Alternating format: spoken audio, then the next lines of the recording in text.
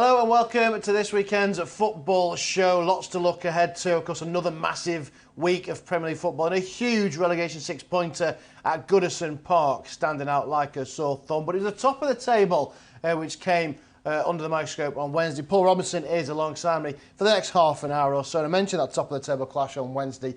It went the way of City. Are we worried about Arsenal now? Just 2 draws, 2 points from the last possible 9 of late. The entire football media almost predicted they may have a slump. Is this it? Not worried, from my point of view. I've been waiting for this to come for a long time. I've been panicking because, Tottenham are having a decent enough season. You look at what Tottenham are doing, 5th, a couple of points off 4th. Are they having a good season? There's an argument to and from. They're having a bad season when you look at what they're doing across the road. They've been fantastic of Arsenal this season. I, like many others, have sat here and we all wondered, when's the bubble going to burst? When's every test that they've had so far, they've passed. But this is the first real bump in the road now. City went there and beat them well. But I think an Arsenal team of old would have gone 1-0 down, and that characters in that team would have folded, and you'd have seen them 2 or 3 down before half-time. And that's not the team that they are anymore. They've got a big test this weekend going to Villa. They've got an opportunity to bounce back early. I'm sure Mikel Arteta won't be happy that he's got the midday game on Saturday. But I think City have got the experience. They've been there before. They've done it before. They've got players in that team who know how to win titles, who have won titles. Arsenal have got the inexperience, and all of a sudden now the spotlight's on them. They're not playing carefree. They're not going out every week with kind of no responsibility. They now have to win. They have to play catch-up. They have to get results. This is going to be the biggest test for them. Listen, from an Arsenal point of view, if you told them at the start of the season they'd be in a title race and they'd finish second, it's a fantastic season for them. There's no way anyone would have thought that. But in all honesty, I was talking to the guys in the office earlier and we were talking, this is Arsenal's only chance for a long time, in my opinion, to win the title, because Liverpool aren't going to be as bad as they are this year, next year. United are coming back. Newcastle are strengthening. They're going to be up there. Chelsea are coming back. And then you've got Manchester City. So you've got 5 teams at least who are going to be vying for the title next year. You put Arsenal into that mix, this is a real opportunity for them. If they want to win the title, I think this is their only opportunity for the foreseeable future. They are still in the driving seat because they've got a game in hand, although they have got to go to the Etihad. But are we still in a 2-horse race or is it a 3-horse race? I think United fans will tell you it's a 3-horse race, and I think their form would suggest that. I think they're on an upward curve. I think Ten Hag's coming in and done brilliantly. I think the decisions that he's made, you have to give him credit for, because he's done it and he's done it his way. And there is a real change in the tide there. I still think they're lacking a striker. I think they're a number 9 short of a potential title bid. But who knows what's going to happen. I think Arsenal are possibly catchable, because if they do have this wobble, if you like, United could go above them. I think City now, I expect them to kick on and go on. But how many times have we said that this season? That the Tottenham game, when they were 2-0 down at half-time, come back to win 4-2. I thought that was going to be the catalyst for the rest of their season.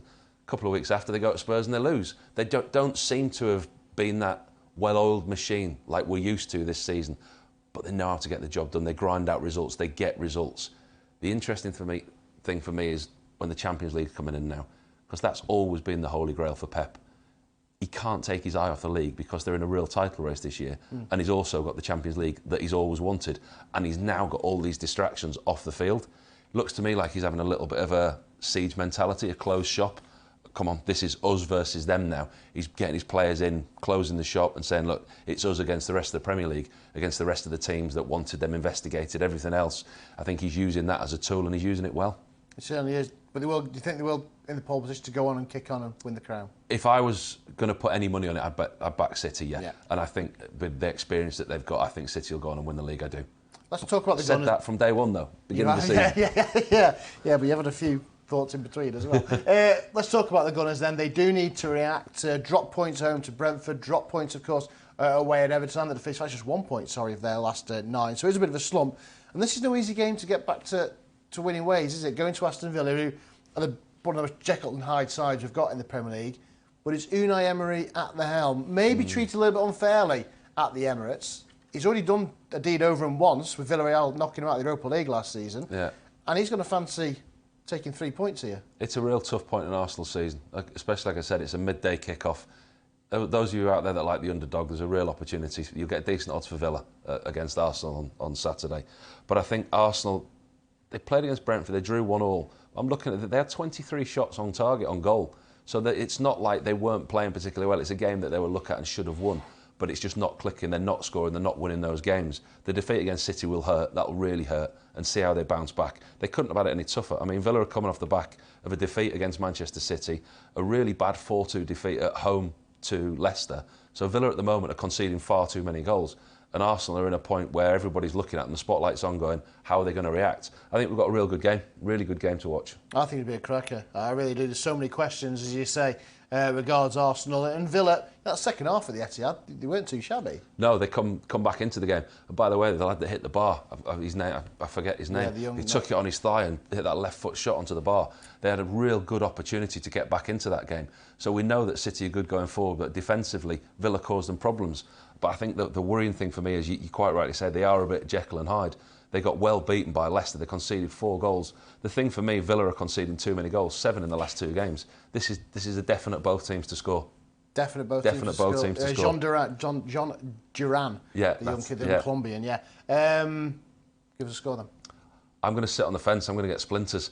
I think it'll be a cagey game, but I do think both teams will score. So I'm going to go, it's a score draw, 1 each or 2 each. I've put 1 each in my little book, but it could be 1 or 2 each, I think. 1-1 or a Desmond, of course, yeah, 5-2 the draw at Villa Park. If Arsenal were to be successful, how long may they hang on to top spot, bearing in mind City head to Forest at 3 o'clock and a long odds on? Well, listen, if Arsenal do go back top again, I think City have got the easier of the 2 games. I mean, no disrespect to Forest, they're on an upward curve at the moment.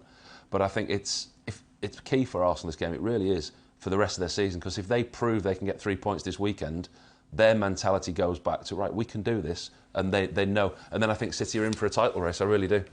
6-0 at the Etihad, this fixture. Yeah, I don't think it'd be 6-0.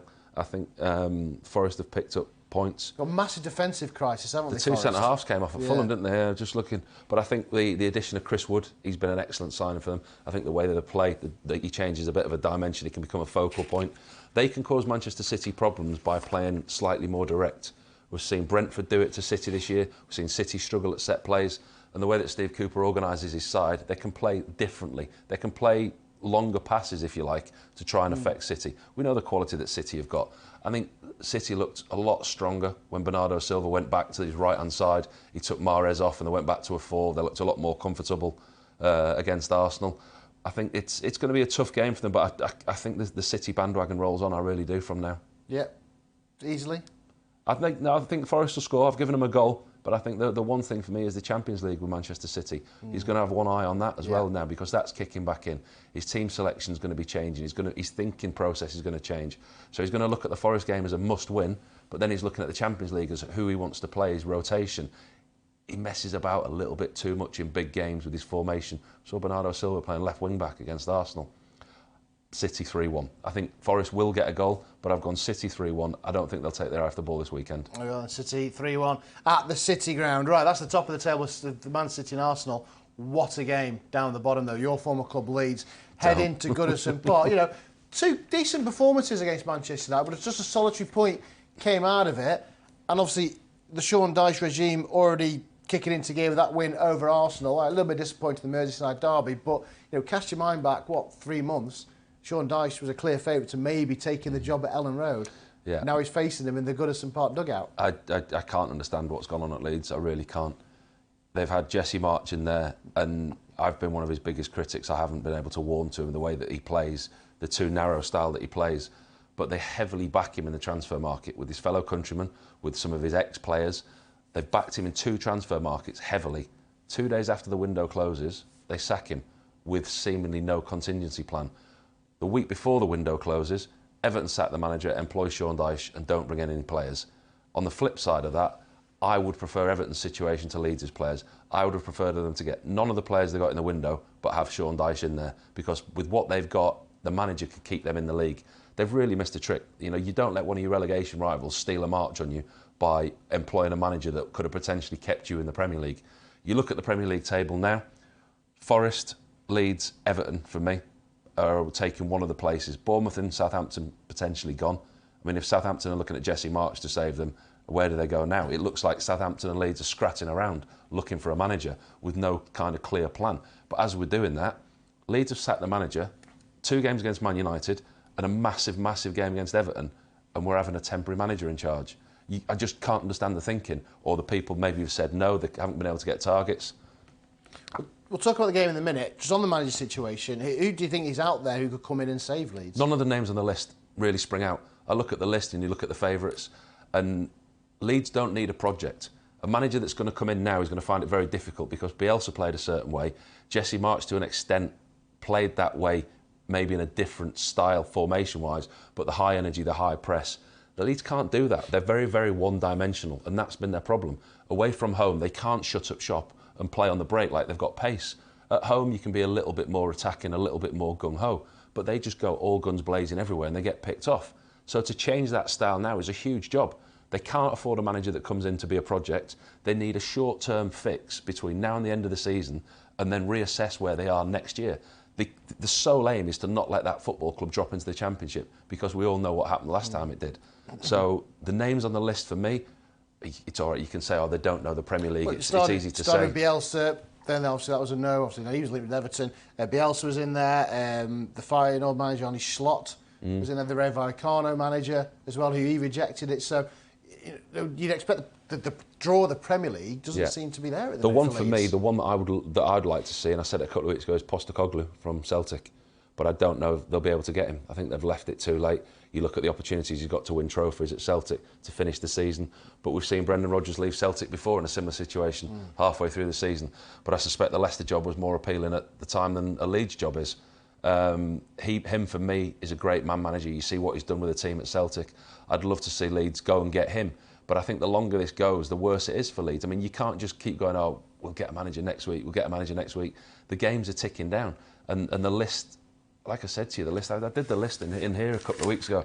I was looking, Hasenhüttl, Corberan, Gerrard, Nuno, Postecoglou, Pochettino obviously said no. Corberan signed the contract at West Brom. Signed another contract at West Brom. Gallardo, I think, was the River Plate one. He had a real success at River Plate.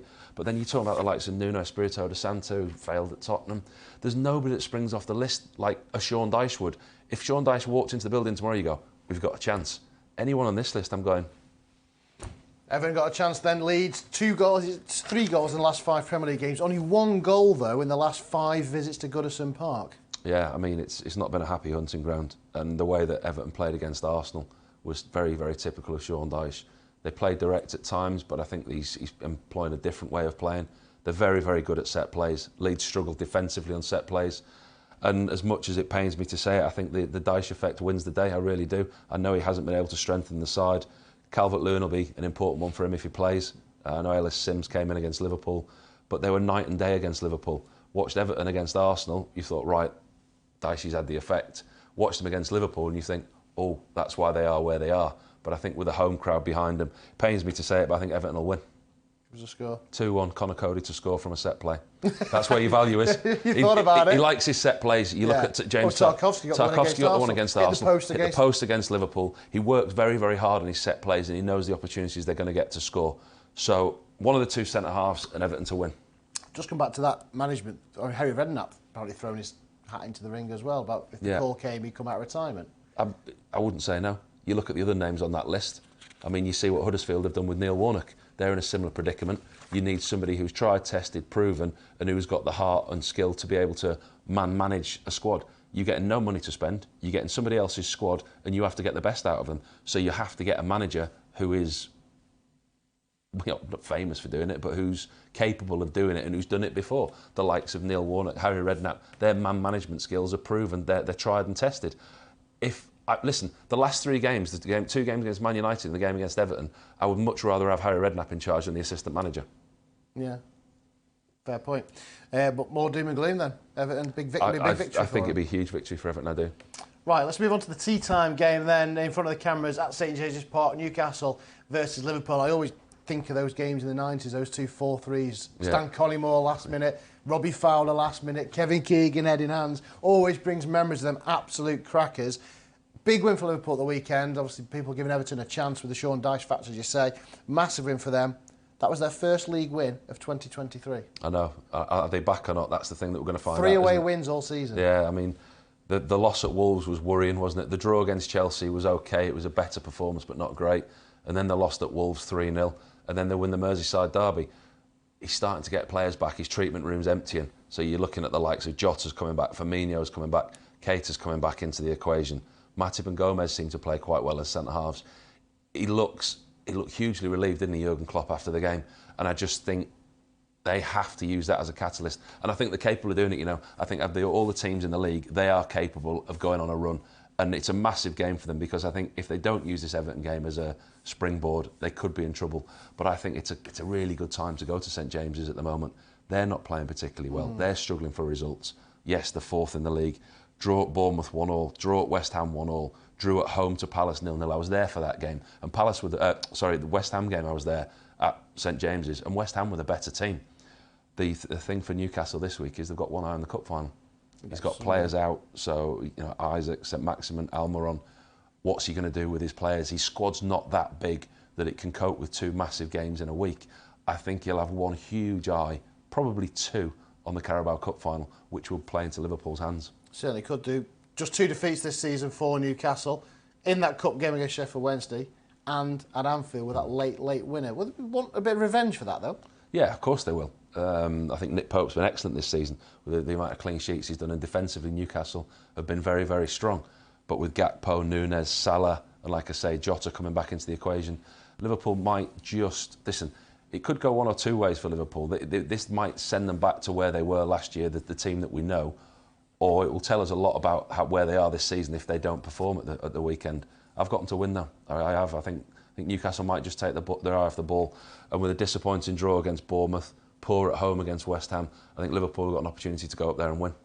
Oh, yeah, Liverpool to go up there and win. They are the outsiders in that one, by the way. Newcastle favourites in that. Right, let's move on to Sunday's games. And the first one that jumps out at you is, of course, Manchester United taking on Leicester. And talking about teams that may have turned a corner, that does bring us to Leicester. 8 goals in the last 2 games, 4 at Villa Park, as you mentioned earlier.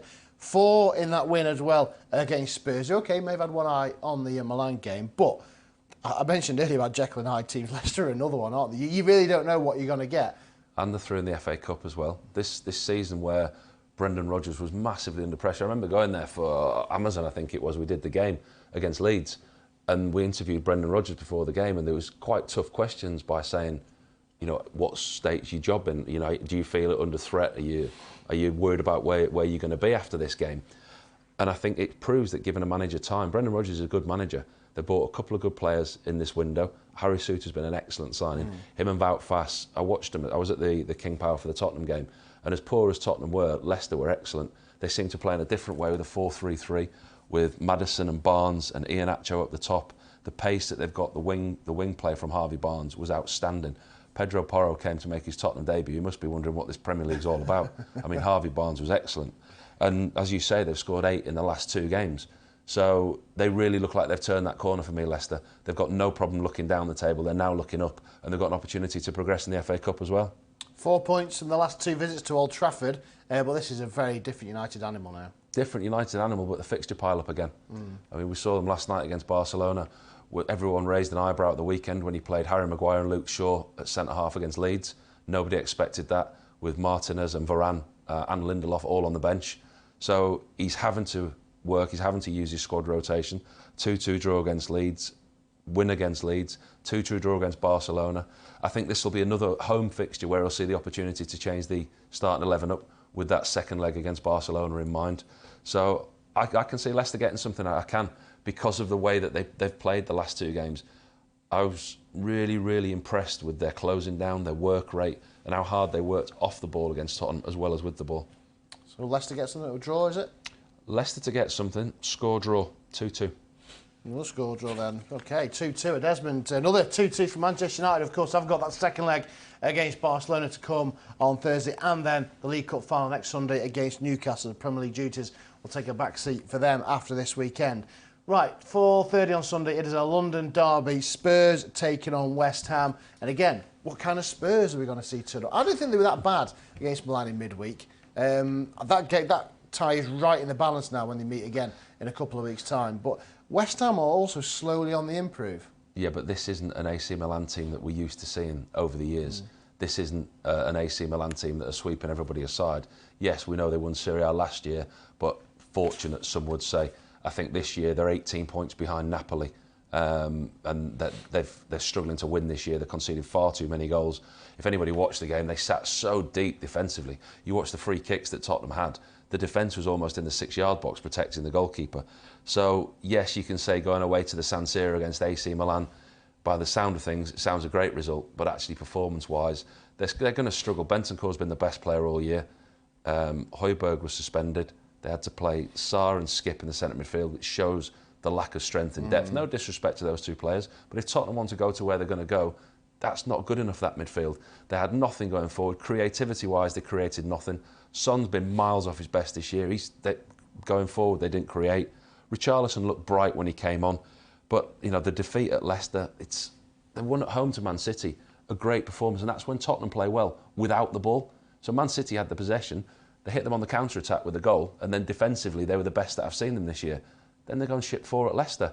Defensively, they're not good enough. I mean, you look at the likes of Romero, gets himself sent off too often, gets himself involved. Ben Davies didn't play, he was taken out the side. Eric Dyer gets exposed when he's not got Romero next to him. Longlay's not the answer, and that shows where the squad's lacking. And as you say, West Ham on the up, decent draw against Chelsea. One defeat in the last 6 for the Hammers. Saw them at Newcastle. They were the better team. They drew 1-1, but they were by far the better team. Rice and Paqueta, that partnership that he's got in midfield, they're really working well together. Antonio's getting his run of games, and you know, again, give a manager time and it'll work. And it seems to have turned the corner at West Ham. Come on, give us a prediction. Do you know, I do my little bits here every week, do my little bits of research, and I write a prediction and a score at the bottom.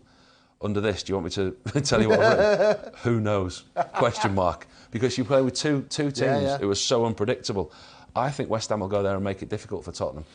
If it's a Tottenham that played against Leicester last week, West Ham will get something.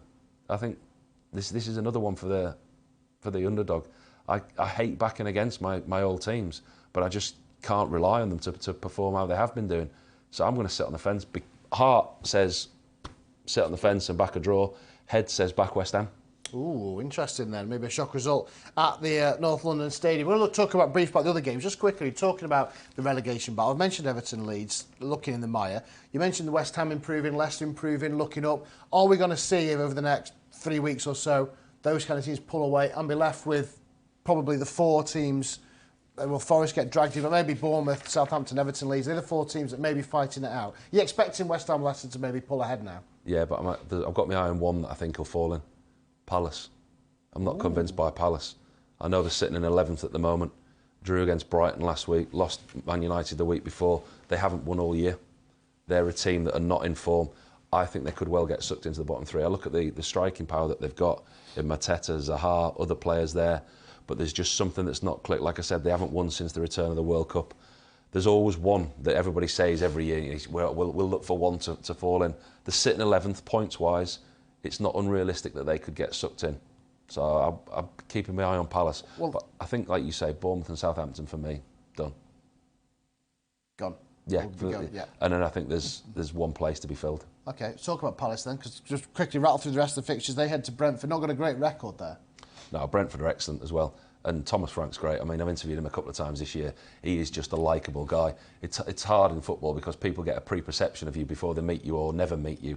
But Thomas Frank is just a genuinely top guy who's taken Brentford on the brink of European football. 8th in the Premier League. They've had some fantastic results at home. This is a big London derby for Crystal Palace, more so than Brentford. But I think Brentford will follow the Arsenal draw, and I think they'll win 2-0. Brentford 2-0 win there. If you said on the 18th of February, 6th versus 7th will be Brighton versus Fulham, then you led your way in a white coat. They've been brilliant, haven't they? Both of them.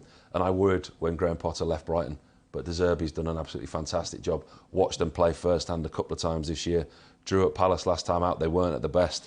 Beat Bournemouth, and you wondered how they'd react when Trossard went. But Matoma's been unbelievable. Oh, yeah. Come in, scored goals. Million. He's absolutely fantastic. The recruitment they've got at Brighton. But then you look at Fulham, what they've done this year with their recruitment with Leno, Pereira, Willian, and with Tim Ream was there. I mean, he looks a different player. Mitrovic, goals. I mean, they're fighting it out for a European spot, these two teams. It's brilliant. It's fantastic to see. 2 managers deserve so much credit. Go on, prediction. I've predicted too many draws today. I've not realised how many draws I've put in my book. I've put you? another draw, but I'm going to change it because of home advantage. I'm going to go 2-1 to Brighton. OK, talking home advantage, well, that's Chelsea beat Southampton. Binary Chelsea, as we call them. Last three results, 0-1, 1-1, 0-0, 0-0, 1-0. Can they score? It's a Graham Potter issue, isn't it? It was the same at Brighton. Yeah, but look how many chances they had midweek against Dortmund. I mean, they hit the bar, they hit the post, the goalkeeper made saves. I mean, they're slowly on... If I was a Chelsea fan, I wouldn't be worried about Chelsea now because the improvement is there. You can see it's just about to click into place. Is someone in for a good hiding? Could it be Southampton? I've got it down for a 4-0. I've got it down for a 4-0. I think, you look at Southampton, you're thinking... We talk about the Leeds manager situation. I mean, what are they thinking of employing Jesse March, who couldn't get Leeds out of the same situation? They've not done enough in the window. The players good enough, Ward-Prowse is. Goals, again, a problem for them. They're sitting rock bottom for a reason, and I think they'll take... This will be the first one where Chelsea kick into gear. They were good. First half against West Ham, I don't know if you watched them. They were brilliant first half against West Ham. The draw against Fulham, the players that they've got, Mudryk, Felix, Fernandes, it's all kind of kicking into gear. Spent all that money, and everyone, myself included, why haven't they got a striker? Why haven't they got a number 9? You put. They never will, by the way, because Tottenham and Chelsea don't do business. You put Harry Kane in that team, your title contenders. 4-0 Chelsea. Done, dusted. And then Wolves take on Bournemouth. Bournemouth can't buy a clean sheet. But a big point to Newcastle. They're looking to build on that. But Wolves, again, different team under Julian Lopetegui. Yeah, he's made a real impact. We talked about Unai Emery, but Lopetegui's come in. I mean, he's done a really, really good job. You look at his CV, Real Madrid, Spain, Sevilla, Wolves, and you think, he's taken the job and he's taken the ball by the horns. Defensively, he's got them so much better. I mean, they had Lamina sending off last week against Southampton. When they were 1-0 down. When they were 1-0 down, and they still came back to win. Neves has been outstanding this year. They're in good form. And playing against the Bournemouth side that haven't won since November the 5th against Everton, I see nothing but a home win. I've gone Wolves 2-0.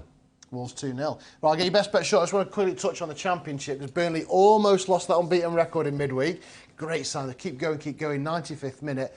And obviously the Blades losing to Middlesbrough. That was a bit of a pivotal midweek. Burnley clear anyway, but are they just going to pull further and further clear? Is Reading's record in danger? Yeah, definitely. Absolutely, it's in danger. And that's one of the reasons why Vincent Kompany's not really been talked about in the Leeds job. Because you look at what he's done there in the short space of time. Not only the points he's gained, but the style of football, the way that they're playing and the way that he's changed things. His managerial credit has gone through the roof. And you look at it from his point of view, what does he want to do? Go into a Premiership relegation battle with Leeds or Southampton and potentially be relegated as title winners Burnley go the other way with a record number of points? I think he'll see that out, and I think deservedly so. Them and Sheffield United streets ahead. But one to watch is Middlesbrough. If either of them do slip up, Michael Carrick's doing a brilliant job there at Middlesbrough. They are absolutely odds-on favourites for the playoffs. I think you're looking at it now, they've formed the team in, but we never know the Championship. So unpredictable from the top two down. I mean, like you say, the Blades getting beaten the other night by Middlesbrough. Burnley, Sheffield United to go up, Middlesbrough to go up by the playoffs.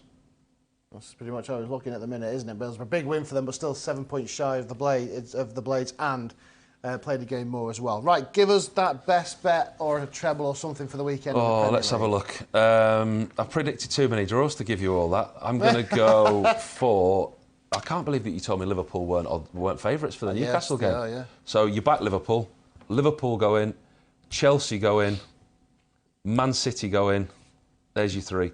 Chelsea, Man City, Liverpool. Yeah, 7-4, Liverpool, the outsiders at St James's Park. That'll boost the treble indeed. Great insight, as always, from Paul Robinson. Thanks to him for joining us. This was The Football Show. And hopefully, whatever you back in the Premier League this weekend, you have a very successful weekend.